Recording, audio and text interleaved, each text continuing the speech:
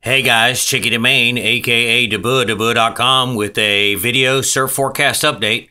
This forecast update brought to you by Nosara Paradise Rentals. Planning your next trip to Costa Rica? Stay with Nosara Paradise Rentals, Nosara, Costa Rica. Remember, there's no sorrow when you stay in Nosara, NosaraParadiseRentals.com. Starts you off this afternoon east-northeast of the Outer Banks as we have an area of low pressure that's spinning out here.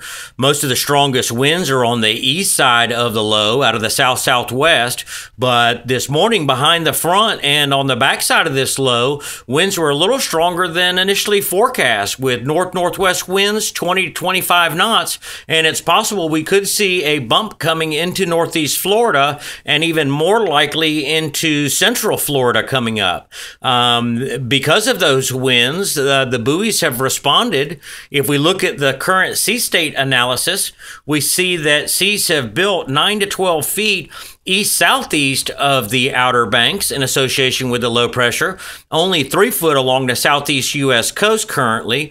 And then if we look up into here on the east side of that low, seas have built to 22 feet. But again, that's in a south-southwest flow, and all of this water is pushing out of the south to the north. If we go in here and look at the Paul West Bermuda buoy, we see that current conditions or conditions at 11:50 a.m. Winds were out of the north-northwest at 20 to 25 knots. Seas have jumped up to 11.2 feet in a 10-second north-northwest groundswell. So something to keep an eye on, but there may be a little wave coming in tomorrow for northeast Florida, longboardable at best. Central Florida looks to have a better chance of a little bit larger surf. Looking at the latest wind wave analysis, 36 to 48 hours, we see that seas are going to be building east of Central Florida in the 4 to 5 foot range, and then seas building 7 to 8 feet in the southeast Bahamas, Turks and Caicos.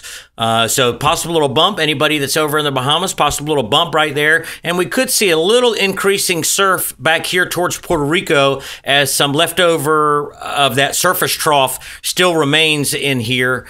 So they could get a small little bump. Light winds through here except for 20 knot winds, most of it 10 to 15 knot or 10 knots or less off the coast. Looking ahead into the extended forecast, we're looking at the 24-hour wind wave swell direction, and we can see that high pressure is setting up here and the wraparound is starting to take shape.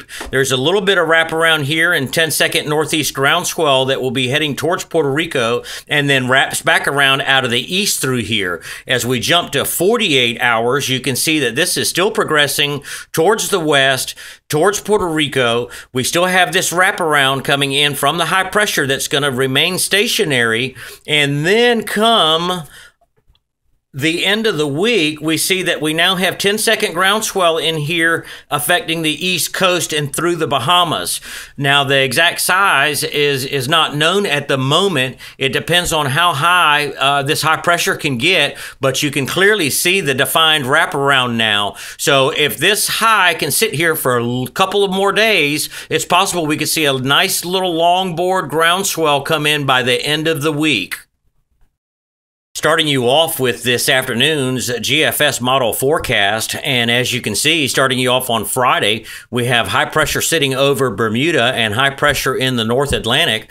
A lot of times these high pressure systems can sit out here, and if they can sit long enough, produce a small east-southeast groundswell. So we'll have to see how that all pans out as the week starts to progress. But as we move forward through the forecast and the model run, you can see that as we get into Sunday and Monday, the GFS wants to bring some low pressure in here to the Outer Banks. And as we get into Monday or Tuesday, it really doesn't do anything with it. It just kind of leaves it hanging at the coast. But this is something that we start to monitor in the back-to-back runs to see which way the model is trending. The next model run may show a little bit something different. And as time progresses, next couple of days, it may show something completely different where there's an actual area of low pressure sitting off the Outer Banks and giving us northeast groundswell. So that's it for now. Stay tuned to the forecast, and thanks for visiting Debu.com.